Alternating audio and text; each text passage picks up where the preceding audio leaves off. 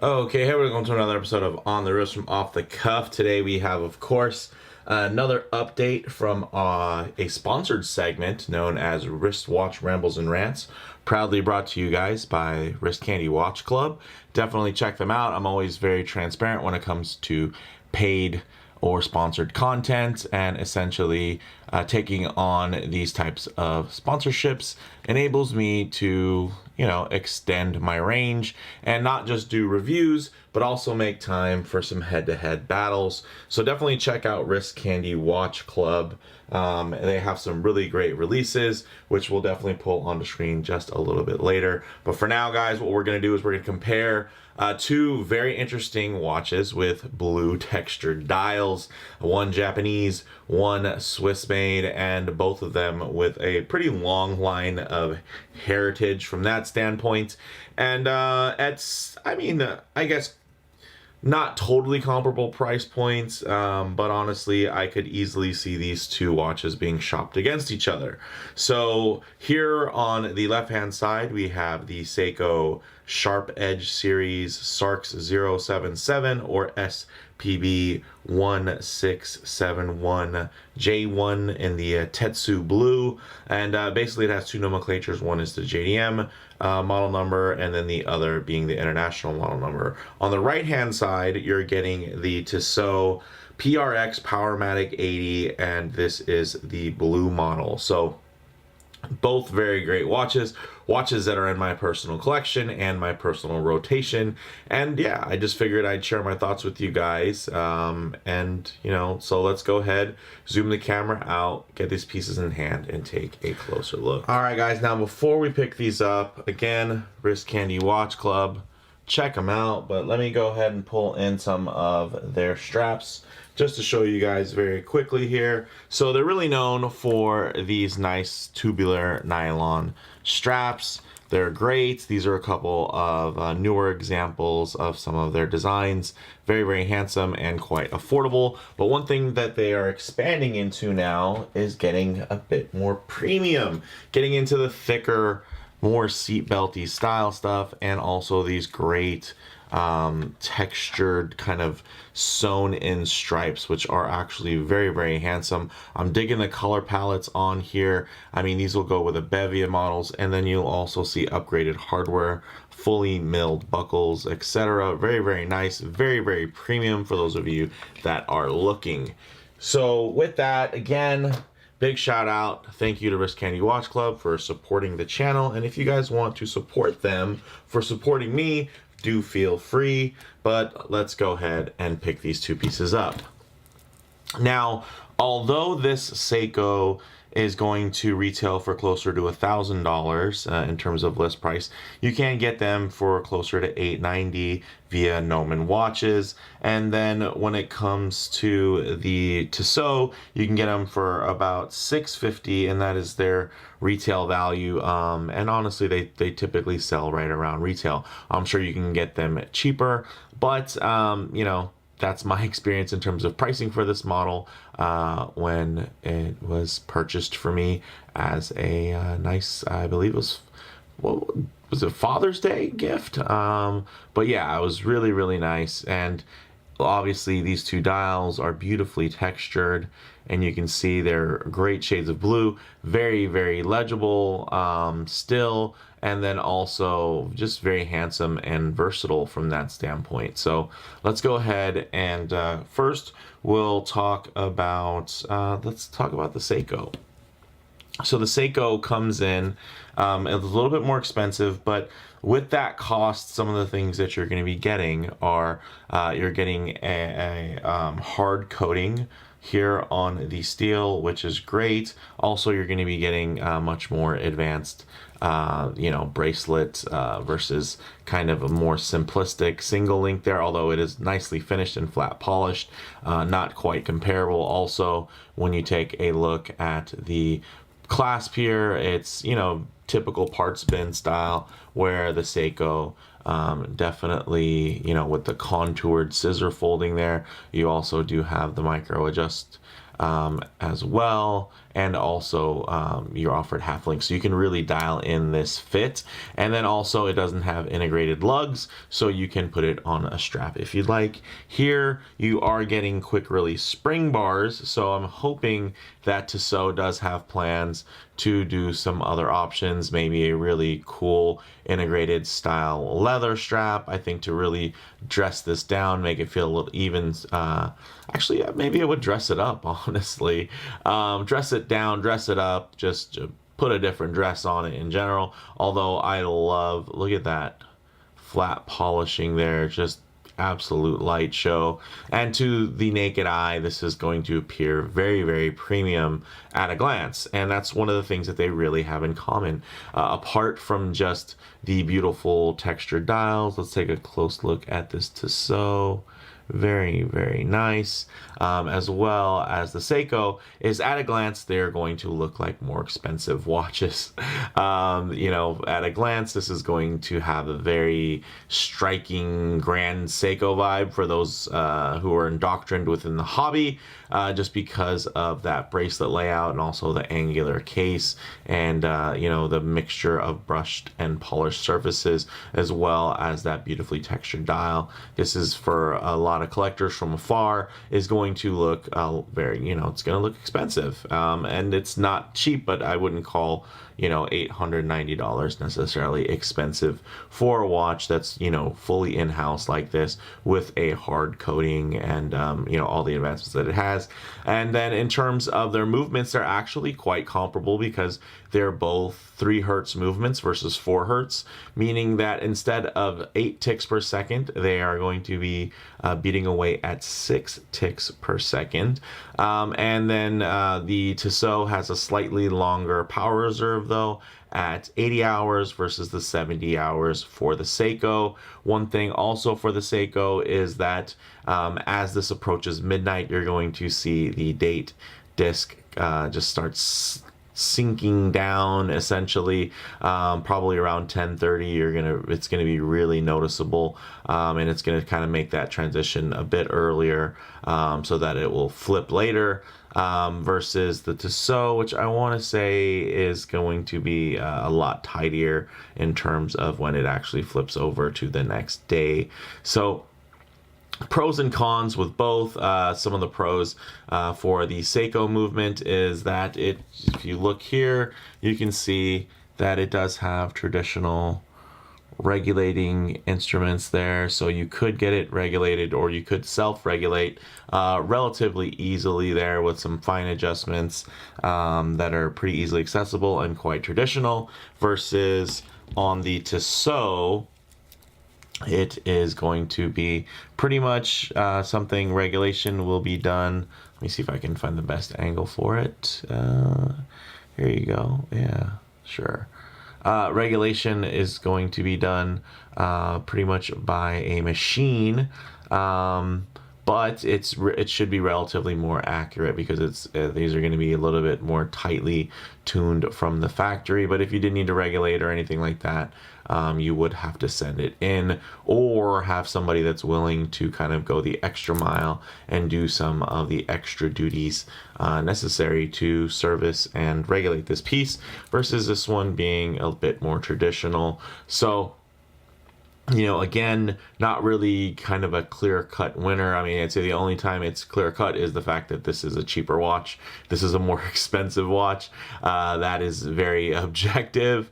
But everything after that, I'm sure there'll be some people in the comments saying the Tissot is way more beautiful, and some will say the Seiko is more attractive. Some will say the Tissot is too derivative, yada yada. Some will say the Tissot is very original because it harkens back to a 1970s model. But guys, in terms of the originality of the Tissot, the 1970s model that this is based off of was an homage watch back in the 70s, and it's still, you know, an homage watch today. But the nice thing is that it does, you know, it was there in the beginning, so you kind of give it credit. It's like some of those early watches that you know, some of the first 50 Fathoms and Submariner homages that were, you know, made back prior to the 80s. A lot of those watches now, you know, when they do an homage, an updated one, you kind of give them a little bit of a pass because at least they've been doing it for a while, kind of before it was cool. So I'll give them a similar pass here in terms of Tissot and this watch. Paying an homage to, of course, the Gerald Genta style integrated watches, and that was about, gosh, it was a good amount of time ago, guys. You know, a long time ago, really. So them reissuing it now, I think, has let it breathe enough to where it's, you know, although not completely their own thing, they still have, I think, they've staked a little bit of a better claim than your average kind of upstart that will take this style watch. But the Seiko, of course, you know, is it's kind of it's a lot more of its own thing. Yes, it is using a lot of Seiko DNA, but from that standpoint, you know, it's a bit more pure of a design because it is a Seiko that looks very Seiko-ish versus so clearly wanting to look like some, you know, more luxurious style watch. But they both wear really well. You're getting the 39.3 versus the 40.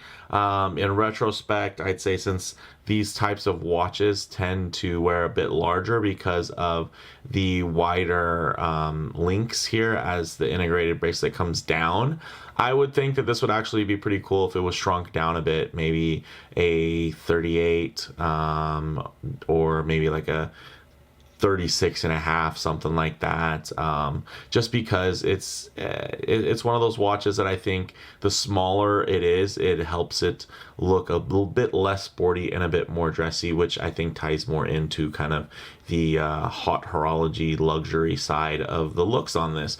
Otherwise, it's still very sporty and still very nice at 40 millimeters. It's not oversized by any means.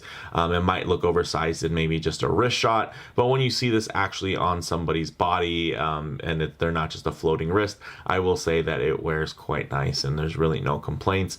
But if, you know, I was going to nitpick, I would say to make this, shrink this down a bit, maybe a 38, maybe a 36 and some change. Anything smaller than that, I would really just have to have solid confirmation on the way they were scaling it down. But I think rough estimate, you take what this looks like now and scale it to the same ratios, but just, you know, 2 millimeters smaller. This thing, I think would be even more refined and cool. So Tissot, if you're listening, maybe you'll do a chronometer version of this, shrink it down. That would be cool.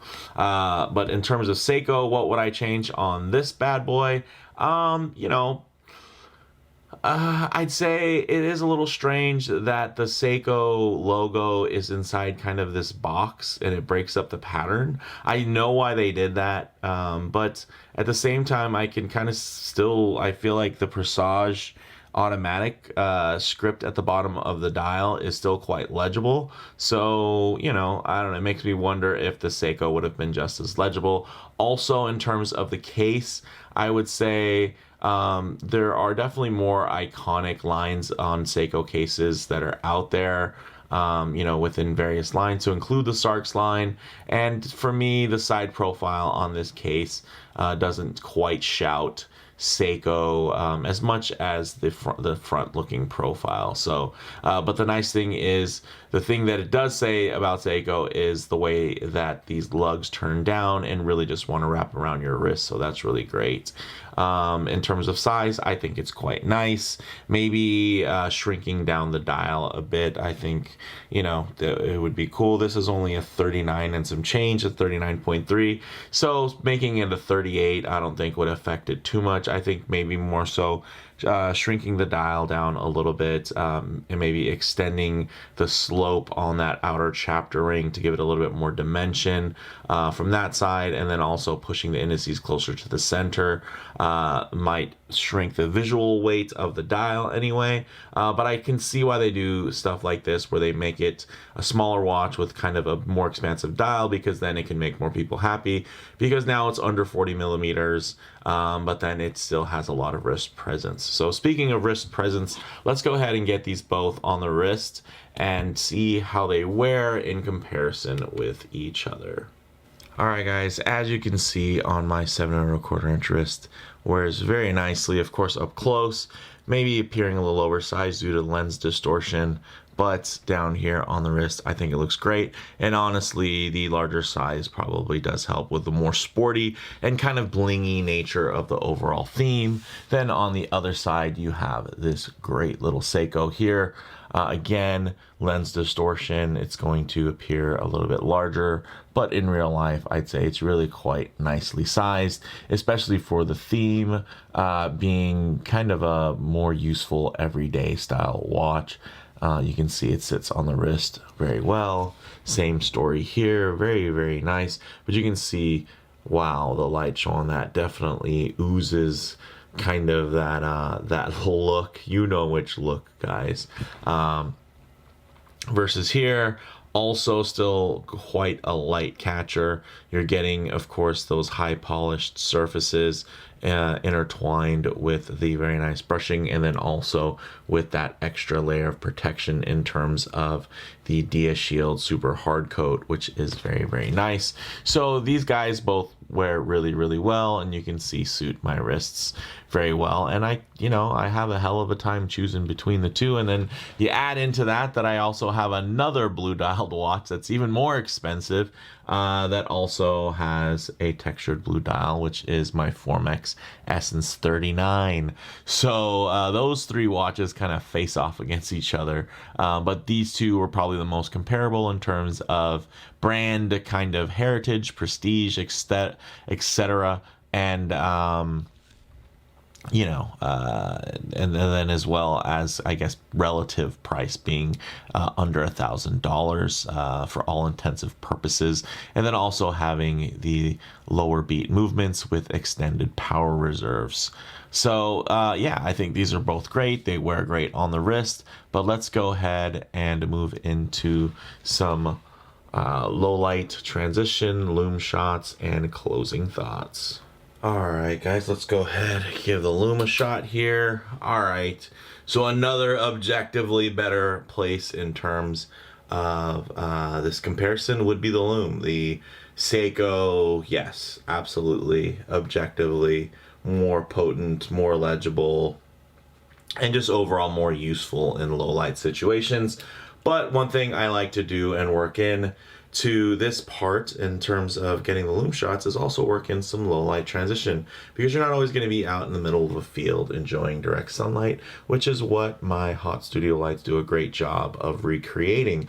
A lot of times you're going to be in less than optimal lighting, transitional lighting, walking underneath an overpass or an overhang, coming in and out of a building, or maybe just spending time in your favorite automobile. So it's nice to see how these watches will render in less than optimal lighting, even some very, very harsh lighting, as you'll see here, which would typically expose any types of imperfections. In this case, you're just going to see probably a little bit of sweat and fingerprints on there, but otherwise these are really finished quite immaculately. Really, the stars of the show are going to be these dials and the way that they play with, hold, and negotiate that light source there, which really helps when it comes to wearing these watches, because it gives you a lot of visual interest and play as you look. But back with the lights on, guys. To compare these two again, although they're not perfectly placed in terms of price point, I think they are very comparable in general. Seiko's been around since 1888, with Tissot being around since 1853, even older. Although Tissot, of course, is part of the Swatch Group. It was also one of the founders of the Swatch Group. The Swatch Group was founded by Omega and Tissot. So, it's not like they're Certina or Mito or Hamilton, where they were kind of absorbed into this larger conglomerate. They were actually kind of the founding fathers with Omega. So I feel like Tissot stays a little bit more on the pure side in terms of a heritage and lineage, versus something like a Hamilton, which used to be American, or a Mito or Certina, which also make amazing watches, but in general, they don't hold the same level of prestige as something honest for me anyway, that you would think of for Seiko. But the challenge there is, of course, Seiko is very well integrated. They do everything in house, and in terms of trying to compare something to Seiko, the Swatch Group would be pretty close. It'd be kind of a mixture of the Swatch Group and Rolex in terms of how well integrated they are, and vertically integrated, and doing so much in-house work. Honestly, I think Seiko is presented a little bit cleaner from that standpoint, but in all reality, a lot of their facilities and factories and technologies are split amongst very many facets, and not all of them are necessarily branded outright Seiko watch. So I think in terms of the perception, at a glance, people do seem to kind of understand that Seiko is quite independent versus Tissot. I feel being, near equally as independent, it doesn't necessarily read that way to kind of the untrained eye. But then you get down into the watch novice who might just see these two watches, and I will say that the Tissot is going to instantly seem very expensive, just because of the style of watch. Not necessarily so for the Seiko. I think some may think it might have some kind of maybe Tag Heuer Carrera stylings to them, and maybe they'll think it's expensive from that standpoint, or maybe they'll really enjoy the dial. But I think generally Seiko, as much as people know Seiko and Grand Seiko, Seiko Presage and Seiko Prospex just aren't as mainstream well known. So most people will see a Seiko, and if they don't know about Grand Seiko, they'll just think it's kind of a department store Seiko. Although the Presage line is a healthy kind of mid-range within their lines, kind of the sister line to the Prospex line, which is more on the sporty, than the Presage, of course, more on the dress. Tissot, on the other hand, they make a wide range of very cheap watches and a few semi-expensive watches. But they really are all about moving in volume, because if the Swatch Group wants you to buy a more expensive watch, they'll have you buy a Rado or a Longines, versus Seiko, which will have you buy a special edition Presage, or a special edition Prospex, or a Prospex LX, or a Grand Seiko, right? So they have a little bit more, I guess, direct play, versus the Swatch Group has more indirect play. So there are some limiting factors in how nice Tissot will make this watch, because they don't want it to cannibalize other watches, right? So even though it is a very nice Tissot, they don't want it to be so nice that you don't consider something like a Longines that's comparable. But in terms of this style, there isn't really too much that's comparable. So I'm hoping that they will heed the call of the enthusiasts, maybe shrink this thing down just a tear, and then maybe do a chronometer spec movement.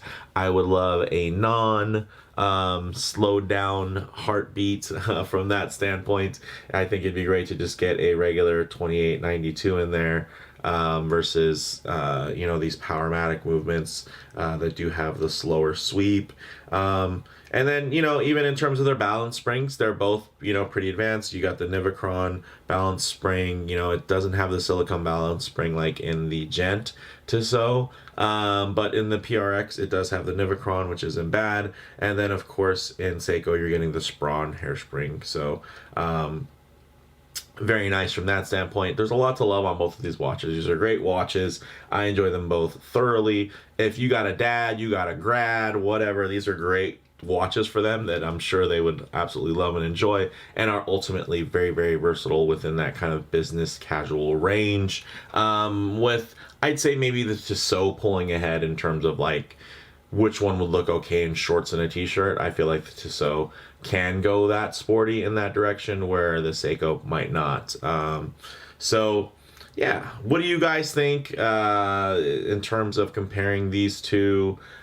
Which one is your pick? Do you guys have different experiences wearing either of these watches, or either, maybe some different color combinations? Again, guys, don't forget Wrist Candy Watch Club. Appreciate them, they appreciate me, I appreciate you. So yeah, check them out, guys. And yeah, let me know your thoughts in the comments below. If you like the video, please do hit like. And if you haven't already, please subscribe for more content just like this. Thanks, guys.